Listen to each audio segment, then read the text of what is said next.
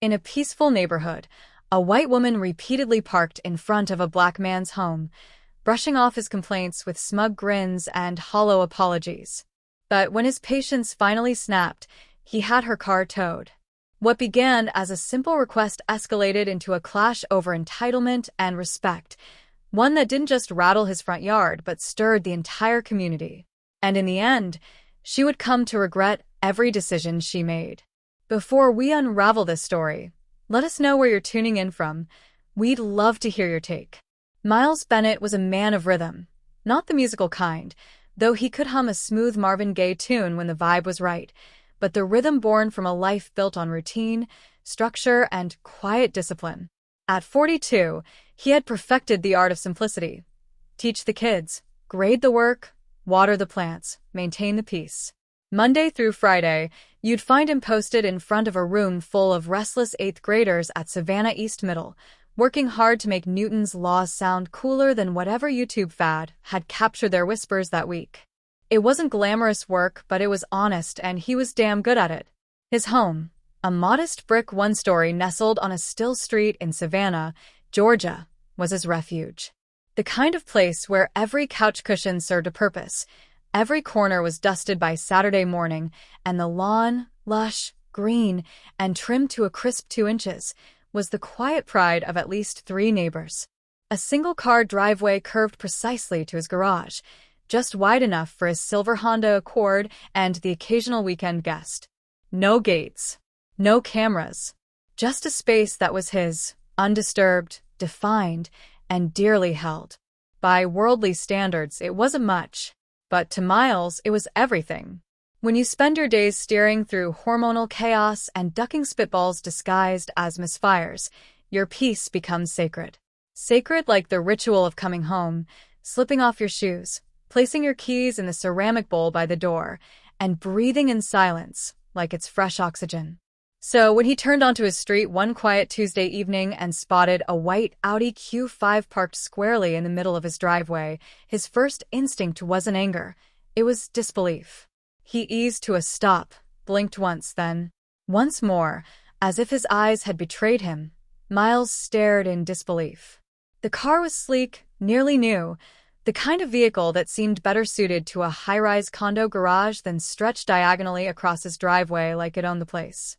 No driver, no note, no hazard lights, just an empty car brazenly occupying his space as though it belonged.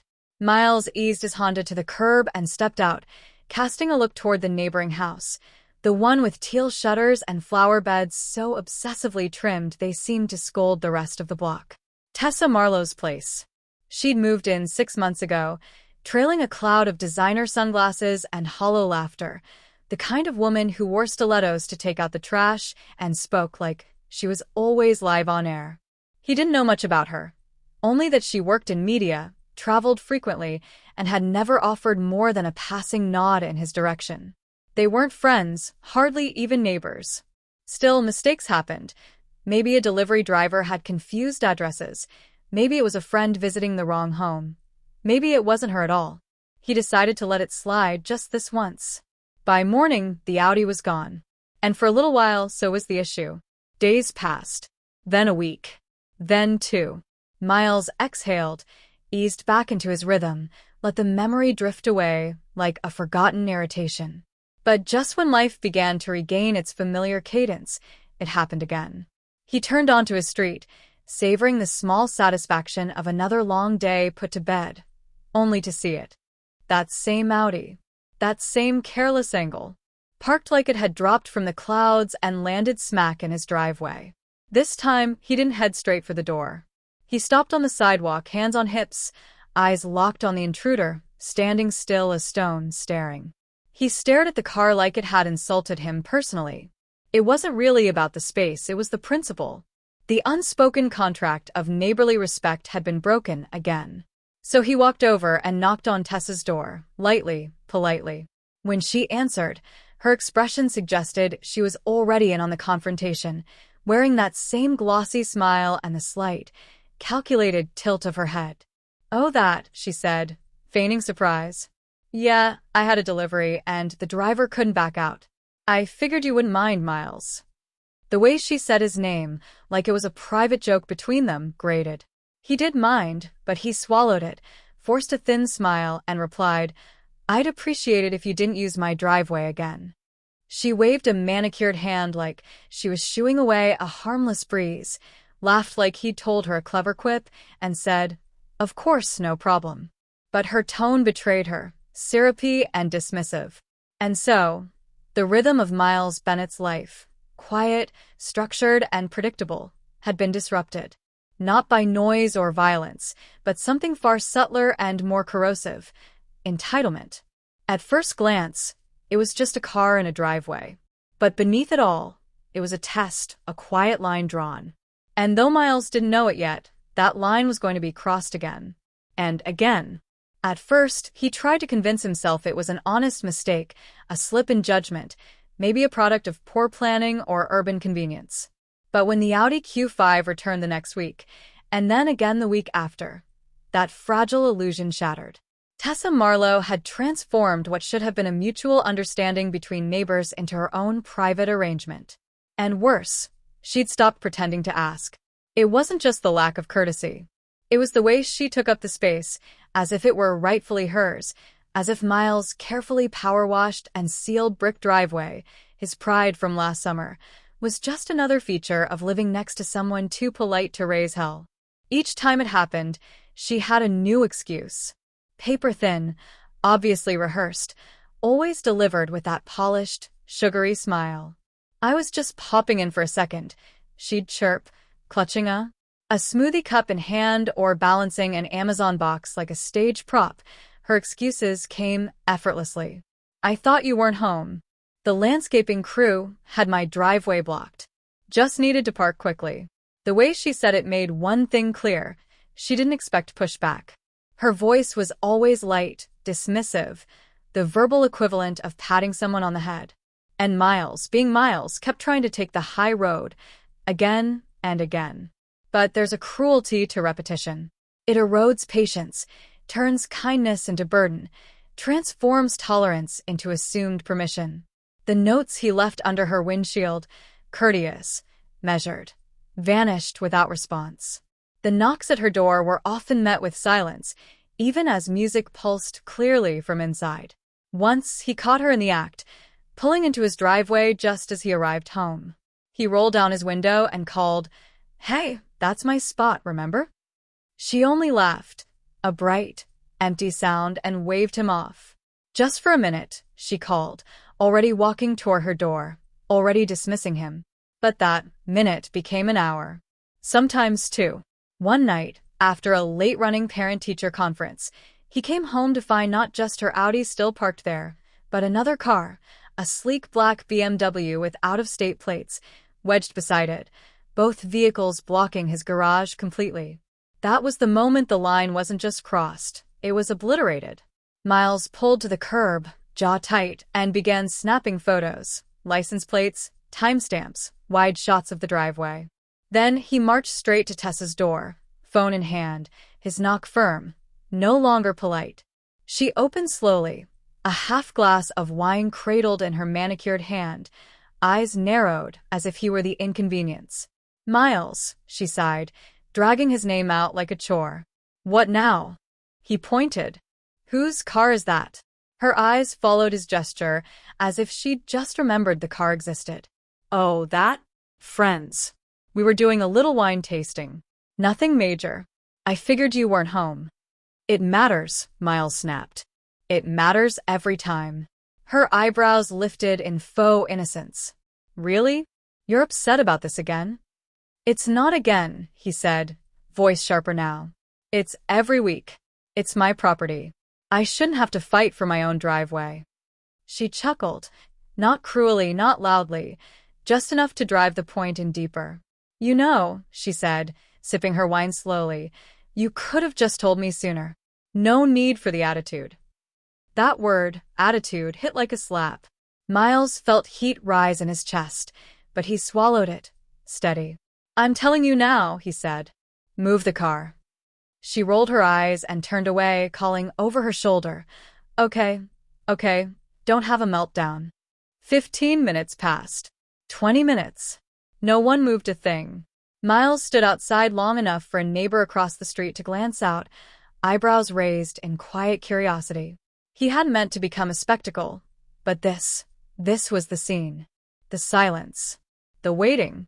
The invisible standoff over a strip of concrete he paid taxes on.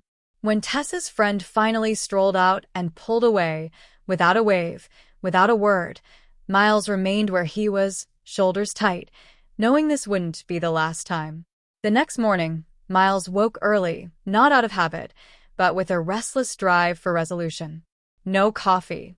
No weather check. Just him, at the kitchen table, phone in hand, dialing the city's non-emergency line. No, nothing criminal, he explained. Just a repeated issue, someone blocking my property. The woman on the other end sounded groggy, indifferent. Sir, unless there's visible damage or an immediate safety concern, there's not much we can do. Have you tried speaking to her? He nearly laughed. That's all I've done. We can file a courtesy report if you'd like, but anything further would have to go through legal channels. Miles thanked her and ended the call. Then he grabbed a Sharpie, wrote in bold, unmistakable letters across a sheet of cardstock. Do not park here again. This is private property. He slipped the sign beneath Tess's windshield and left for work. That evening, the note was gone. And the Audi was back. Not just parked, but angled, smug, bold. Like it was daring him to react. Miles stood at the curb, fingers clenched around his keys, heart thudding against his collar. This wasn't confusion anymore. This wasn't oversight. This was deliberate. A message. And it was time to send one back. At first, the messages showed up on his door, then stuffed into his mailbox. Notes dressed in faux diplomacy, but laced with unmistakable sarcasm. We all strive for peaceful communities. Communication is key. Perhaps reflect on how your behavior may contribute to the current tension. Miles read each line with a dry, detached amusement, then tossed them in the trash without hesitation. The handwriting was always the same, neat, over-rehearsed cursive, the kind you'd find on passive-aggressive greeting cards. But it didn't stop there. Soon the complaints started rolling in. This time they dropped the pretense. Monday, a formal notice from sanitation about trash bins left too long on the curb. Tuesday, a violation warning claiming his potted ferns obstructed visibility, ferns that had sat peacefully for months. Wednesday, an anonymous report about a chipped mailbox in need of repainting, a mailbox he'd refinished less than 6 months ago. Miles didn't flinch, didn't react. He documented everything, photos, timestamps, paper trails. Because he wasn't just putting up with it anymore. He was preparing. This was what he'd been preparing for. So when Thursday passed quietly, without drama, Miles allowed himself a flicker of hope. Maybe, just maybe, she was finally backing off. Then came Saturday. The sun beamed down, casting sharp shadows over the sidewalk as Miles arranged folding chairs on the porch. His family was en route, his sister, his nephews, his cousin who always brought too much potato salad and not enough boundaries. He'd been looking forward to this cookout all week. The kind of gathering that fed his soul, familiar voices, easy laughter, kids darting through sprinkler mist, ribs slow smoking on the grill. The playlist was cued. The drinks were cold. The lawn was perfect. He turned to grab a cooler from the garage. And stopped cold. The Audi. Right there. Dead center in his driveway. Again. But this time, it was deliberate, strategically parked to block the garage completely like a blockade. Like a middle finger. Miles stared, one hand still on the cooler, as the moment settled into him. He glanced toward Tessa's house. Music floated in the air, soft jazz or some curated Spotify brunch playlist. Through the slats of her porch railing, he saw movement. Wine glasses clinking, silverware tapping, heads tilted back in laughter. She was hosting something. A brunch. A gathering. Or maybe she was just toasting to the chaos she'd stirred. Either way, she wasn't hiding. Miles didn't storm over. Didn't knock. Didn't give her the performance she was fishing for. Instead, he pulled out his phone, dialed with calm precision. "Hey, it's Miles Bennett," he said evenly. "Same address. Same car. I need it gone." The dispatcher chuckled on the other end. "You got it, Mr. Bennett. We'll be there in 15. And they were. Same tow truck. Same driver. Same stone-faced efficiency. As the hydraulic lift kicked in and the tires were strapped in tight, Miles sank into a folding chair on his porch, legs crossed, sipping a cold bottle of water like it was sweet tea and the evening news. He didn't even glance at Tessa's house. But her voice came slicing through the calm like a fire alarm. "What the hell are you doing? Are you seriously towing my car again?" Her outrage echoed across the street. Curtains shifted. Doors creaked open. Neighbors peeked from porches and blinds, summoned by the unmistakable pitch of suburban warfare. Miles didn't move. Stayed planted in his chair, shades on, bottle in hand. "You parked in my driveway again," he said, flat as a line of chalk. "I told you, I had people over." "There was no street parking," she shouted, arms flailing like she could signal the tow truck into submission. The driver didn't even blink. He was already tightening the last strap. "You don't get to touch my car," she screamed, lunging toward the truck. The driver held up one hand, calm and firm. "Ma'am, step back. This is a private tow, and you're trespassing right now." Tessa turned her. Miles sipped water like it was champagne. By Monday morning, the neighborhood pulsed with energy, not quite gossip, but close. Savannah etiquette didn't allow for full-blown scandal, not out loud. Instead, it passed in side eyes and knowing glances, in the subtle cadence of polite conversation laced with bite. Tessa Marlowe, the woman with a curated laugh and city credentials, had finally stumbled, and everyone had seen it. Not in a tabloid, not on her Instagram feed, but on a grainy horizontal video posted anonymously to the neighborhood Facebook group. "Driveway Drama, Round 2. That was the title. It spread faster than pollen in spring. In the clip, Tessa's voice pitched high enough to shatter stemware as she flailed and threatened lawsuits, her Audi lifted away by the tow truck like a queen stripped of her crown. Miles, meanwhile, sat cool and still, a portrait of unbothered calm, water bottle in hand, sunglasses reflecting the rising storm.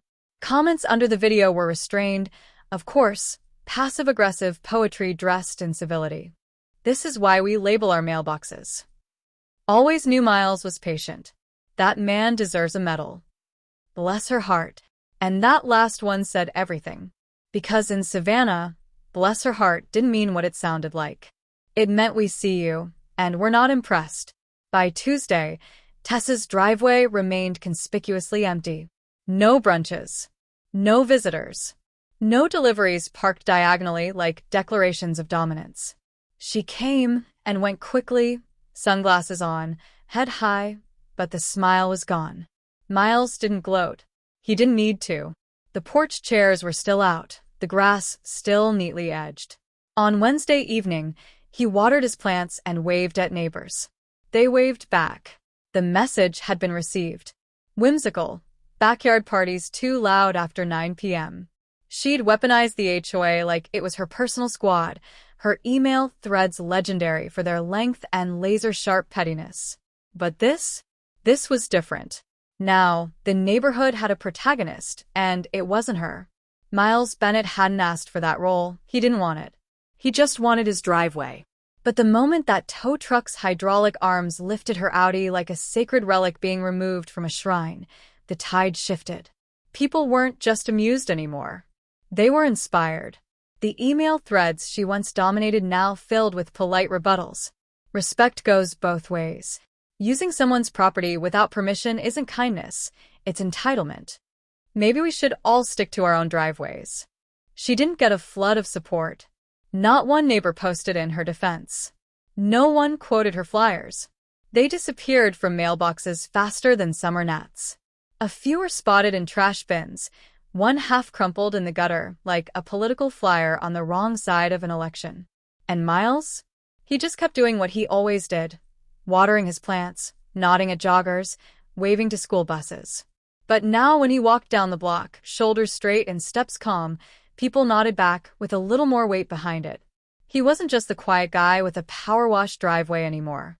He was the man who said enough. Tessa could laminate 1,000 flyers, but the neighborhood had seen her scream. And Savannah never forgot a public tantrum. Not when there were witnesses. Not when there was footage.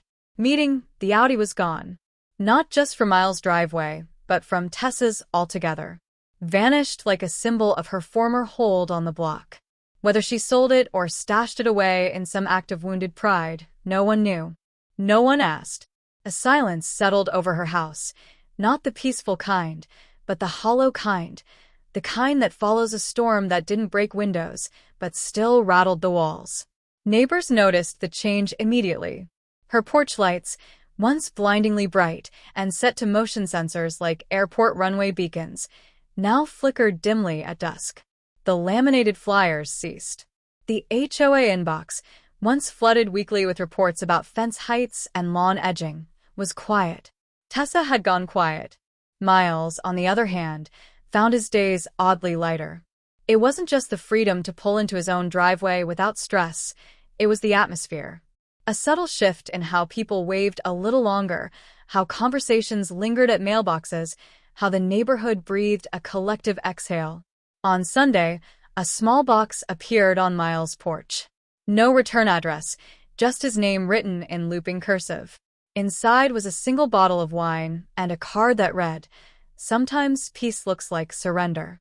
Tea. Miles placed the bottle in the back of his cabinet unopened. Not out of anger, just certainty.